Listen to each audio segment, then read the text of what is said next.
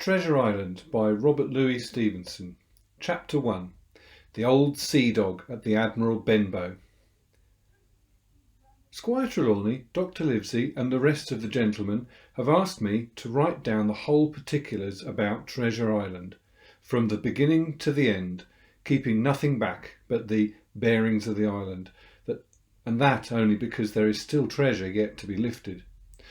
I take up my pen in the year of grace 1700 and I go back to the time when my father kept the Admiral Benbow Inn, and the brown old seaman with the sabre cut first took up his lodging under our roof.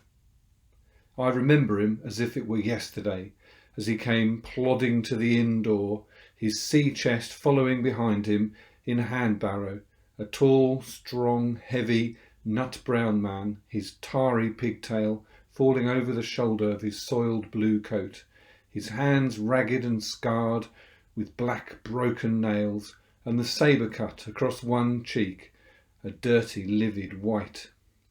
I remember him looking round the cover and whistling to himself as he did so, and then breaking out in that old sea song that he sang so often afterwards. 15 men on the dead man's chest, yo ho ho, and a bottle of rum, in the high old tottering voice that seemed to have been tuned and broken at the capstan bars. Then he rapped on the door with a bit of stick like a handspike that he carried, and when my father appeared, called roughly for a glass of rum. This, when it was brought to him, he drank slowly, like a connoisseur, lingering on the taste and still looking about him at the cliffs and up at our signboard. "This is a handy cove," he says at length, "and a pleasant sitiated grog shop. Much company, mate?" My father told him no, very little company. The more was the pity. "Well then," he said, "this is the berth for me. Here, you matey," he cried to the man who trundled the barrow, "bring up alongside and help me up my chest. I'll stay here a bit." He continued, "I'm a plain man. Rum and bacon and eggs is what I want, and that head up there for to watch the ships off. What you mought call me? You mought call me Captain. Oh, I see what you're at there," and he drew down 3 or 4 gold pieces on the threshold. "You can tell me when I've worked through that," he says, looking as fierce as a commander. And indeed, bad as his clothes were, and coarsely as he spoke, he had none of the appearance of a man who'd sailed before the mast, but seemed like a mate or skipper, accustomed to be obeyed or to strike. The man who came with the barrow told us the mail had set him down the morning before at the Royal George, that he had inquired what inns were there along the way, and hearing ours was well spoken of, I suppose, and described as lonely, had chosen it from the others for his place of residence, and that was all we could learn from our guest. He was a very silent man by custom. All day he hung round the cove or upon the cliffs with a brass telescope. All evening he sat in a corner of the parlour next the fire and drank rum and water, very strong. Mostly he would not speak when spoken to, only look up sudden and fierce and blow through his nose like a foghorn. And we and the people who came about our house soon learned to let him be. Every day when he came back from his stroll, he would ask if any seafaring men had gone by along the road. At first we thought it was the want of company of his own kind that made him ask this question, but at last we began to see he was desirous to avoid them. What a seaman did put up at the Admiral Benbow, and now and then, when some did, making by the coast road for Bristol, he would look at him through the curtained door before he entered the parlour, and he was always sure to be as silent as a mouse when any such was present. For me, at least, there was no secret about the matter, for I was, in a way, a sharer in his alarms. He had taken me aside one day and promised me a silver fourpenny on the 1st of every month if only I would keep my weather eye open for a seafaring man with one leg, and let him know the moment he appeared. Often enough, when the 1st of the month came round and I applied to him for my wage, He would only blow through his nose at me and stare me down, but before the week was out, he was sure to think better of it, bringing me my fourpenny piece and repeat his orders to look out for the seafaring man with one leg. How that personage haunted my dreams, I need scarcely tell you. On stormy nights when the wind shook the four corners of the house and the surf roared along the cove and up the hills, I would see him in 1,000 forms and with 1,000 diabolical expressions. Now the leg would be cut off at the knee, now at the hip. Now he was a monstrous kind of creature who had never had but one leg, and in the middle of his body. To see him leap and run and pursue me over the hedge and ditch was the worst of nightmares, and together I paid pretty dear for my monthly fourpenny piece in the shape of those abominable fancies. But though I was so terrified by the idea of the seafaring man with one leg, I was far less afraid of the captain himself than anyone else who knew him. There were nights when he took a deal more rum and water than his head could carry, and then he would sometimes sit and sing his wicked old wild sea songs, minding nobody. But sometimes he would call for glasses round and force all the trembling company to listen to his stories or bear a chorus to his singing. Often I have heard the house shaking with yo ho ho and a bottle of rum, all the neighbours joining in for dear life with the fear of death upon them, and each singing louder than the other to avoid remark. For in these fits he was the most overriding companion ever known. He would slap his hand on the table for silence all round. He would fly up in a passion of anger at a question, or sometimes because none was put. So he judged the company was not following his story, nor would he allow anyone to leave the inn till he had drunk himself sleepy and reeled off to bed. His stories were what frightened people worst of all. Dreadful stories they were, about hanging and walking the plank and storms at sea and the dry Tortugas and the wild deeds and places on the Spanish Main. By his own account, he must have lived his life among some of the wickedest men that God ever allowed upon the sea, and the language in which he told these stories shocked our plain country people, almost as much as the crimes that he described.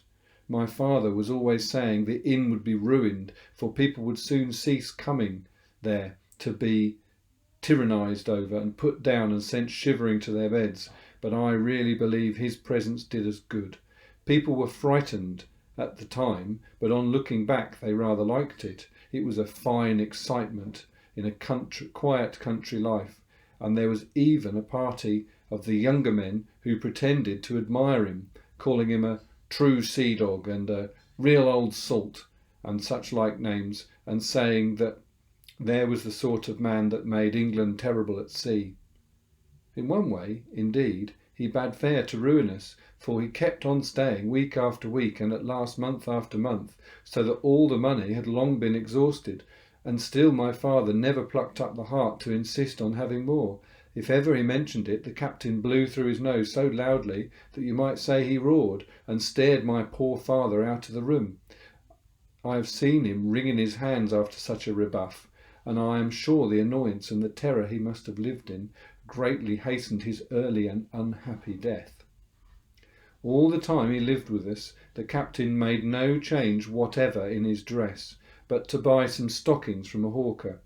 One of the cocks of his hat having fallen down, he let it hang from that day forth, though it was a great annoyance when it blew. I remember the appearance of his coat, which he patched himself upstairs in his room, and which before the end was nothing but patches.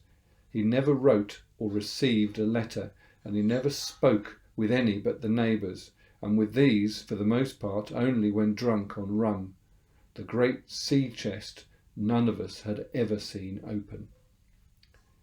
He was only once crossed, and that was towards the end, when my poor father was gone in such a decline that took him off. Dr. Livesey came late one afternoon to see the patient, took a bit of dinner from my mother, and went into the parlour to smoke a pipe until his horse should come down from the hamlet, for we had no stabling at the old Benbow. I followed him in, and I remember observing the contrast. The neat, bright doctor with his powder as white as snow and his bright black eyes and pleasant manners, made with the coltish country folk, and above all that filthy, heavy, bleared scarecrow of a pirate of ours, sitting far gone in rum with his arms on the table. Suddenly he, the captain that is, began to pipe up his eternal song. 15 men on the dead man's chest, yo ho ho, and a bottle of rum. Drink and the devil done for the rest, yo ho ho, and a bottle of rum. At first I had supposed the dead men's chest to be that identical big box of his upstairs in the front room, and the thought had been mingled in my nightmares with that of the one-legged seafaring man. But by this time we had all long ceased to pay any particular notice to that song. It was new that night to nobody but Dr. Livesey, and on him, I observed, it did not produce an agreeable effect, for he looked up the moment quite angrily before he went on with his talk to old Taylor, the gardener, on a new cure for the rheumatics. In the meantime, the captain gradually brightened up at his own music, and at last flapped his hand upon the table before him in a way we all knew to mean silence. The voices stopped at once, all but Dr. Livesey's. He went on, as before, speaking clear and kind and drawing briskly at his pipe between every word or two. The captain glared at him for a while, flapped his hand again, glared still harder, and at last broke out with a low, villainous oath. "Silence there between decks!" "Were you addressing me, sir?" says the doctor, and when the ruffian had told him, with another oath, that this was so, "I have only one thing to say to you, sir," replies the doctor, "that if you keep on drinking rum, the world will soon be quit of a very dirty scoundrel." The old fellow's fury was awful. He sprang to his feet, drew and opened a sailor's clasp knife, balancing it open upon the palm of his hand, threatened to pin the doctor to the wall. The doctor never so much as moved. He spoke to him as before, over his shoulder, and in the same tone of voice, rather high, so that all the room might hear, but perfectly calm and steady. "If you do not put that knife this instant in your pocket, I promise, upon my honour, you shall hang at the next assizes." There then followed a battle of looks between them, but the captain soon knuckled under, put up his weapon, and resumed his seat, grumbling like a beaten dog. "And now, sir," continued the doctor, "since I now know there's such a fellow in my district, you may count that I'll have an eye on you day and night. I'm not a doctor only, I'm a magistrate, and if I catch a breath of complaint against you, if it's only for a piece of incivility like tonight's, I'll take effectual means to have you hunted down and routed out of this. Let that suffice." Soon after, Dr. Livesey's horse came to the door and he rode away, but the captain held his peace that evening and for many evenings to come.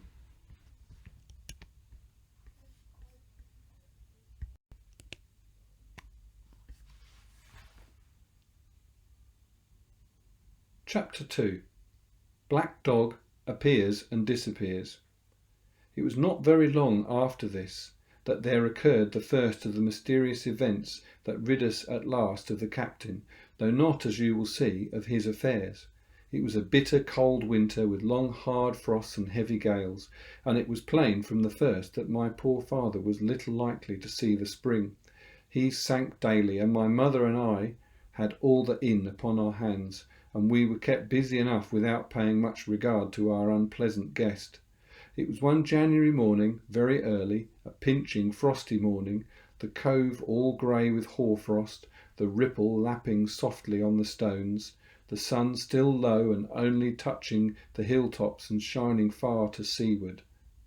The captain had risen earlier than usual and set out down the beach, his cutlass swinging under the broad skirts of the old blue coat, his brass telescope under his arm, his hat tilted back upon his head. I remember his breath hanging like smoke in his wake as he strode off, and the last sound I heard of him as he turned the big rock was a loud snort of indignation, as though his mind was still running upon Dr. Livesey. Well, Mother was upstairs with Father, and I was laying the breakfast table against the captain's return, when the parlour door opened and a man stepped in on whom I had never set my eyes before. He was a pale, tallowy creature, wanting 2 fingers of the left hand, and though he wore a cutlass, he did not look much like a fighter. I had always my eye open for seafaring men, with 1 leg or 2, and I remember this one puzzled me. He was not sailorly, and yet he had a smack of the sea about him too.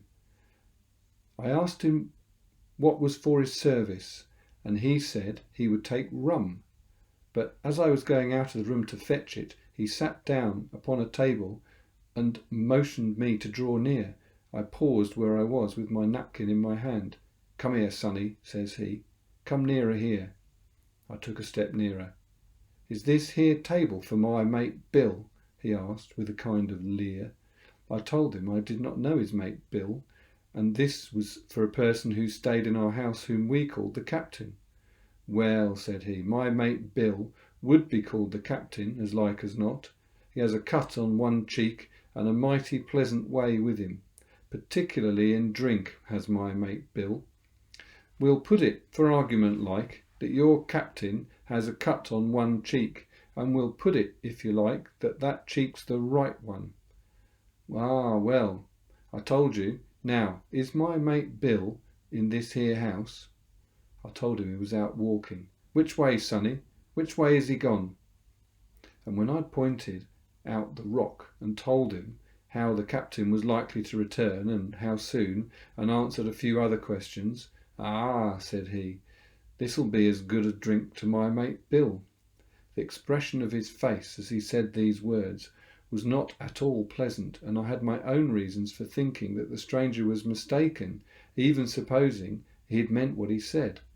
But it was no affair of mine, I thought, and besides, it was difficult to know what to do. The stranger kept hanging about just inside the inn door, peering around the corner like a cat waiting for a mouse.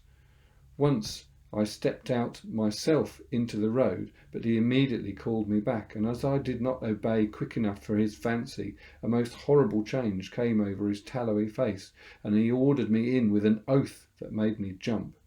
As soon as I was back again, he returned to his former manner, half fawning, half sneering, patted me on the shoulder, told me I was a good boy, and he had taken quite a fancy to me. "I have a son of my own," he said, "as like you as 2 blocks, and he'll all the pride of my heart. But the great thing for boys is discipline, sonny, discipline. Now, if you'd sailed along of Bill, you wouldn't have stood there to be spoke to twice, not you. That were never Bill's way, not the way of sich as he sailed with him. And here, sure enough, is my mate Bill, with a spyglass under his arm, bless his old heart, to be sure. You and me'll just go back in the parlour, sonny, and get behind the door, and we'll give Bill a little surprise. Bless his heart, I say again." So saying, the stranger backed along with me into the parlour and put me behind him in the corner, so that we were both hidden by the open door. I was very uneasy and alarmed, as you may fancy, and it rather added to my fears to observe that the stranger was certainly frightened himself. He cleared the hilt of his cutlass and loosened the blade in the sheath, and all the time we were waiting, he kept swallowing, as if he felt what we used to call a lump in the throat. At last in strode the captain, slammed the door behind him without looking to the right or left, and marched straight across the room to where his breakfast awaited him. "Bill," said the stranger, in a voice that I thought had tried to make bold and big. The captain spun round on his heel and fronted us. All the brown had gone out of his face. Even his nose was blue. He had the look of a man who sees a ghost, or the evil one, or something worse, if anything can be, and upon my word I felt sorry to see him, all in a moment, turn so old and sick. "Come, Bill, you know me. "You know an old shipmate, Bill, surely," said the stranger. The captain made a sort of gasp. "Black Dog," said he. "And who else?" returned the other, getting more at his ease. "Black Dog as ever was. Come for to see his old shipmate Billy at the Admiral Benbow Inn. Ah, Bill, Bill, we have seen a sight of times, us two, since I lost them 2 talons," holding up his mutilated hand. "Now look here," said the captain. "You've run me down. Here I am. Well then, speak up. What is it?" "That's you, Bill," returned Black Dog. "You're right. You're in the right of it, Billy. I'll have a glass of rum to this dear child here, as I've took such a liking to, and we'll sit down, if you please, and talk square like old shipmates." When I returned with rum, they were already seated on either side of the captain's breakfast table. Black Dog next to the door and sitting sideways so as to have one eye on his old shipmate and one, as I thought, on his retreat. He bade me go and leave the door wide open. "None of your keyholes for me, sonny," he said, and I left them together and retired to the bar. For a long time, though I certainly did my best to listen, I could hear nothing but a low gattling, but at last the voices began to grow higher and I could pick up a word or two, mostly oaths, from the captain. "No, no, no, no, no, and an end of it," he cried once, and again, "If it comes to swinging, swing all, say I." Then, all of a sudden, there was a tremendous explosion of oaths and other noises. The chair and table went over in a lump, a clash of steel followed, and then a cry of pain, and the next instant I saw Black Dog in full flight and the captain hotly pursuing, both with drawn cutlasses, the former streaming blood at the left shoulder. Just at the door the captain aimed at the fugitive one last tremendous cut, which would certainly have split him to the chine if he had not been intercepted by our big signboard of the Admiral Benbow. You may see the notch on the lower side of the frame to this day. That blow was the last of the battle. Once out upon the road, Black Dog, in spite of his wound, showed a wonderful clean pair of heels and disappeared over the edge of the hill in half a minute. The captain, for his part, stood staring at the signboard like a bewildered man. Then he passed his hand over his eyes several times and at last turned back into the house. "Jim," says he, "rum." And as he spoke he reeled a little and caught himself with one hand against the wall. "Are you hurt?" cried I. "Rum," he repeated. "I must get away from here. Rum! Rum!" I ran to fetch it, but I was quite unsteadied by all that had fallen out, and I broke one glass and fouled the tap, and while I was still getting in my own way I heard a loud fall in the parlour, and running in beheld the captain lying full length upon the floor. At the same instant my mother, alarmed by the cries and fighting, came running downstairs to help me. Between us we raised his head. He was breathing very loud and hard, but his eyes were closed and his face was a horrible colour. "Dear, dearie me," cried my mother, "what a disgrace upon the house, and your poor father sick." In the meantime we had no idea what to do to help the captain, nor any other thought but that he had got his death hurt in the scuffle with the stranger. I got the rum, to be sure, and tried to put it down his throat, but his teeth were tightly shut and his jaws as strong as iron. It was a happy relief for us when the door opened and Dr. Livesey came in on his visit to my father. "Oh, doctor," we cried, "what shall we do? Where is he wounded?" "Wounded? The fiddlestick's end," said the doctor. "No more wounded than you or I. This man has had a stroke, as I warned him. Now, Mrs. Hawkins, just you run upstairs to your husband and tell him, if possible, nothing about it. For my part, I must do my best to save this fellow's trebly worthless life. Jim, you get me a basin." When I got back with the basin, the doctor had already ripped up the captain's sleeve and exposed his great sinewy arm. It was tattooed in several places. "Here's luck, a fair wind," and "Billy Bones, his fancy," were neatly and very clearly executed on the forearm, and up near the shoulder there was a sketch of a gallows and a man hanging from it, done, as I thought, with great spirit. "Prophetic," said the doctor, touching the picture with his finger. "And now, Master Billy Bones, if that be your name, we'll have a look at the colour of your blood. "Jim," he said, "are you afraid of blood?" "No, sir," said I. "Well then," said he, "you hold the basin," and with that he took his lancet and opened a vein. A great deal of blood was taken before the captain opened his eyes and looked mistily about him. First he recognized the doctor with an unmistakable frown, and then his glance fell upon me, and he looked relieved. But suddenly his colour changed, and he tried to raise himself, crying, "Where's Black Dog?" "There is no black dog here," said the doctor, "except what you have on your own back. You've been drinking rum. You have had a stroke precisely as I told you, and you have just, very much against my own will, dragged you head foremost out of the grave. Now, Mr. Bones—" "That's not my name," he interrupted. "Much I care," returned the doctor.